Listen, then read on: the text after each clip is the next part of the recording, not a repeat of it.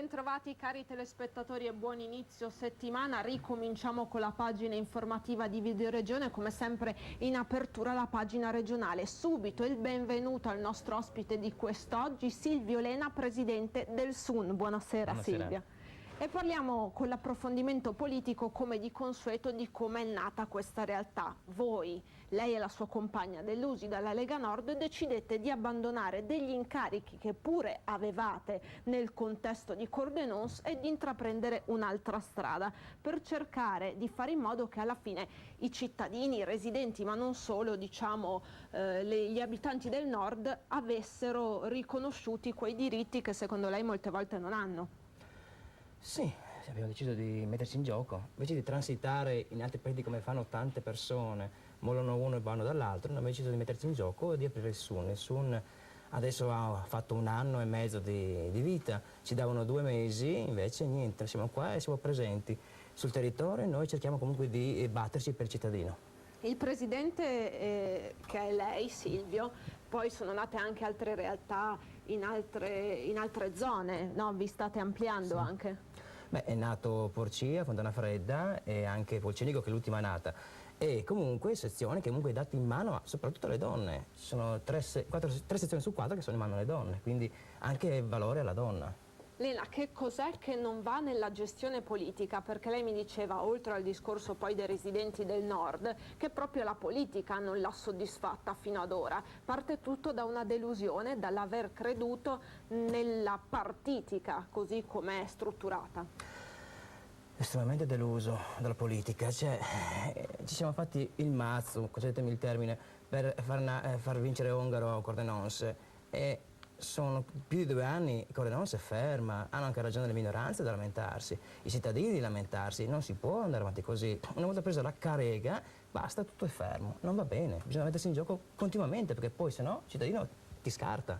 Lena, perché boccia fino ad ora l'operato del sindaco Ongaro? Forse non è la persona giusta, forse dico, è il mio pensiero questo. Troppo tollerante, ci vuole un po' di polso, ci vuole veramente un allenatore che guidi la sua squadra.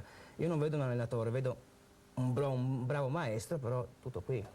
Un problema che lei ha sollevato è quello dei mendicanti e dell'accattonaggio, però il sindaco l'ha ridimensionato. Ecco, nel Pordenonese, perché per ora vi state ampliando proprio lì, che criticità avete visionato? Cos'è che non va bene? Cos'è che a livello politico non funziona?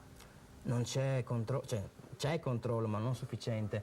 Queste persone continuano a disturbare più che mendicare, disturbano e poi vediamo che diverse realtà, Cordenons bisognerebbe avere tolleranza secondo il sindaco, invece Turchetta, Porcia no, ha fatto un'ordinanza e si bloccano questo modo di fare. Il modo di fare dovrebbe essere quello di essere vicino alla gente, che anche le forze dell'ordine, sempre presenti. Non si può permettere che queste persone che non hanno una fissa dimora, che non sappiamo di che razza, di che etnia siano, devono essere controllate. Poi magari sono anche clandestini, non sappiamo noi. Bisogna essere più vigili. Ma il problema c'è solo a Cordenons, Lena, o c'è in altri comuni del Pordenonese, della provincia? Ad esempio, mi faccia degli esempi concreti. Dove boccia l'operato dei sindaci? Beh, Cordenons sicuramente. E poi? E poi, beh, l'ho visto oggi anche eravamo alla 10ª a raccogliere le firme per le nostre 3 petizioni e c'erano anche lì e continuavano a disturbare perché volevano soldi per mangiare.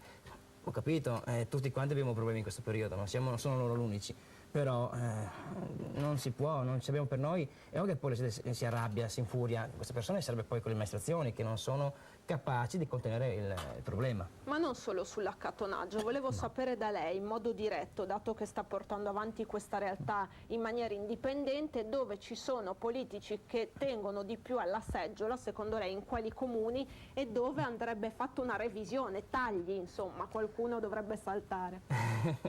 Cioè, sarebbero in modo molto onesto, qualcuno che possiamo tabula rasa sicuramente a Roma, tabula rasa, smettiamo di dare sempre i soliti nomi sul fogliettino, basta, cambiamo facce nuove, facce giovani, basta, e noi che poi ci lamentiamo sempre gli stessi.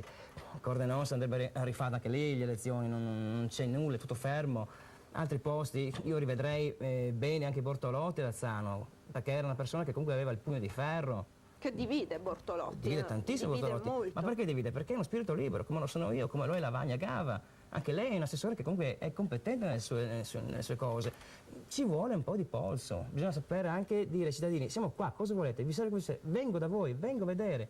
Ma non è così che fanno invece. Ma invece in Consiglio regionale abbiamo visto, insomma, rimborsi, spese varie, spese pubbliche, anche lì l'ha delusa la Lega? Qualcuno dovrebbe farsi da parte? Tanto deluso anche lì, e non solamente la Lega, anche tutti quanti gli altri. Si parlava tanto di Roma ladrona e poi ci troviamo i ladroni sotto casa. Non è un bello spettacolo che stiamo dando né all'Europa né sicuramente ai nostri cittadini italiani e del nord soprattutto. Ma questa Lega 2.0 l'ha convinta oppure no? No, assolutamente no.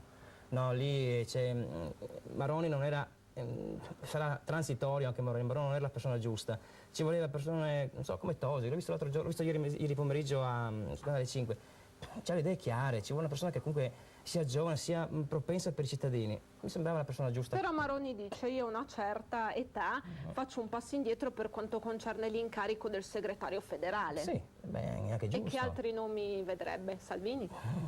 Beh, potrebbe anche essere, o come ci vedrei bene anche Cota, ci vedrei bene gente insomma che ha il polso, che è più vicino alla gente, la vedi comunque che, almeno a vederla così, sembra più vicina alla gente. Ci vuole un cambiamento, sicuramente no, una rappresentazione di Bossi come segretario, quello assolutamente Per no. concludere, Elena, risposta secca, riavvicinamento da parte sua alla Lega Nord ci potrà essere? Mai. Io guardo le persone, non guardo i partiti, però come partito comandato da Milano, se ci troviamo così a Corenos è perché hanno avuto ordini da Milano di fare certe tipi di alleanze. Milano ha condotto Trieste, Pordenone, Corenos, e qui siamo alla frittata. Quindi no, assolutamente no. Grazie a Silvio Elena, Grazie presidente del SUN, e rimango un attimo con me, intanto noi lanciamo i titoli, le tematiche chiave di questa edizione del telegiornale. Partiamo